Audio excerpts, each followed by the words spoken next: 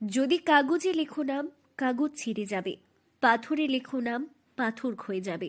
হৃদয়ে লেখো নাম, সে নাম রয়ে যাবে।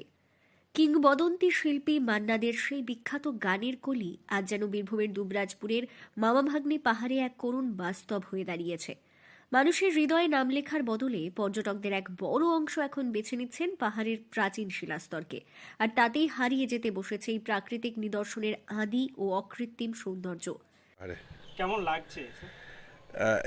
ভালো তো লাগছে অবশ্যই, কিন্তু সবচেয়ে কষ্ট লাগছে এই যে এত সুন্দর আমরা জিনিসটাকে প্রিজার্ভ করতে পারিনি ঠিক করে। সেখানে এখানে নাম লিখে জিনিসগুলো লিখে জিনিসটাকে নষ্ট করা, মানে একটা একটা এত বড় ঐতিহ্য আমাদের, সেটাকে নষ্ট করা, সেটা খুব খারাপ লাগছে, হৃদয় বিদারক বিশেষ করে। শীতের মৌসুম মানেই বীরভূমের অন্যতম জনপ্রিয় পর্যটন কেন্দ্র মামাভাগ্নে পাহাড় ও পাহাড়েশ্বর মন্দির চত্বরে উপচে পড়া ভিড়।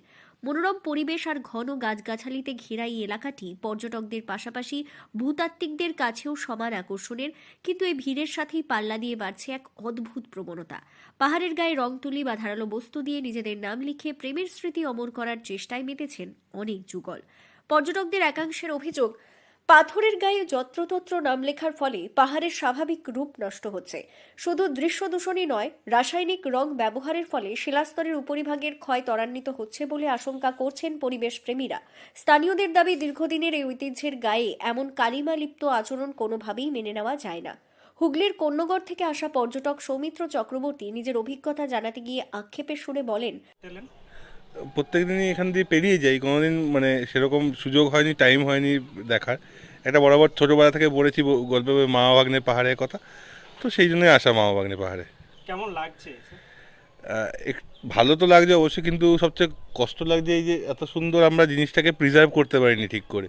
সেখানে এখানে নাম লিখে জিনিসগুলো লিখে জিনিসটাকে নষ্ট করা, মানে একটা একটা এত বড় ঐতিহ্য আমাদের, সেটাকে নষ্ট করা, সেটা খুব খারাপ লাগছে, হৃদয় বিদারক বিশেষ করে। আপনি কোথা থেকে এসেছেন? আমি এসেছি হুগলি জেলায় কোন্নগর থেকে।